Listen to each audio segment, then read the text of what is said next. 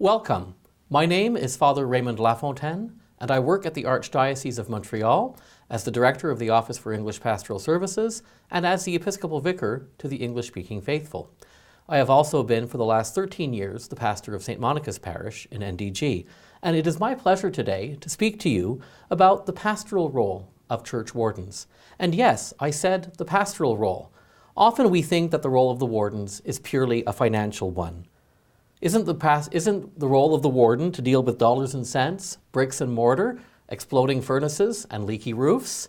Well, yes, that's part of your job, but it's more to it than that. In many ways, we like to see the role of the warden as being the people in the community responsible for Christian stewardship. And as the U.S. Catholic bishops have said in their document, Stewardship, a Disciple's Response, a Christian steward is someone who has received God's gifts gratefully, who cherishes and tends them in a responsible and accountable manner, who shares them in justice and love with others, and who returns them with increase to the Lord. So if you have been elected by your parishioners as church wardens, it's because they and your pastor have seen in you some of those gifts, that you have a capacity to tend and nurture the gifts entrusted to you in a responsible and accountable way, and that you desire to bring them back with increase for the Lord. And that's why your job is such an important one. You are not just running a small business of which you are the executive directors. In partnership with your pastors and with your communities, you are actually doing something beautiful for God.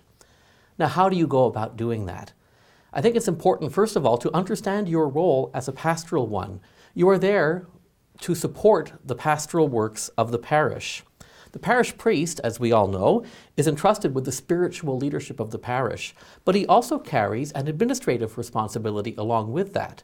And those who have been elected as church wardens support the pastor in that essential and irreplaceable role. And that's really important to remember. You work together as part of a team. And teams are built on the basis of collaborative ministry. That means that everybody brings their own gifts to the table and works with them, uses them for the sake of all. That means it's really important to maintain a harmonious relationship with the pastor, within the pastoral team and the parish staff, the church's employees, and the many volunteers whose work is essential to the running of any parish. It's important that you understand that the role of the warden is to be supportive of the role of the pastor, but not necessarily to replace the pastor's role. And one of the ways in which that gets worked out is in terms of the interactions with the parish staff. It's important that wardens embrace responsibilities for different aspects of the church's mission. In many parishes, that goes according to the gift of the individual warden. Some wardens have gifts in finance and administration. Some are gifted in engineering or in contracting. Others are gifted in legal and financial questions. Each person uses that gift in supporting the mission of the parish. In my experience as a pastor, I appreciated that support very much, but I also appreciated that the wardens knew that it was very complicated for the staff to have 7 different bosses, and that if they had any requests to make of the parish staff, that it happened through me. So it's a question of learning how to work together, respecting people's different abilities.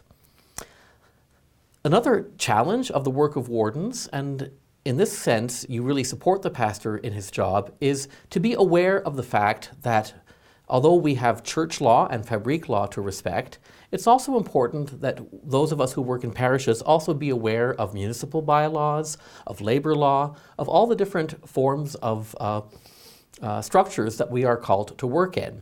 And your expertise, your ability to do research, your ability to support the pastor, especially new pastors, and pastors who perhaps have arrived to us recently from other countries, is really essential. So I really invite you to see your role not primarily just in terms of paying the bills and in fixing the infrastructure, but also working together with the pastor to do something, in the words of Mother Teresa, beautiful for God.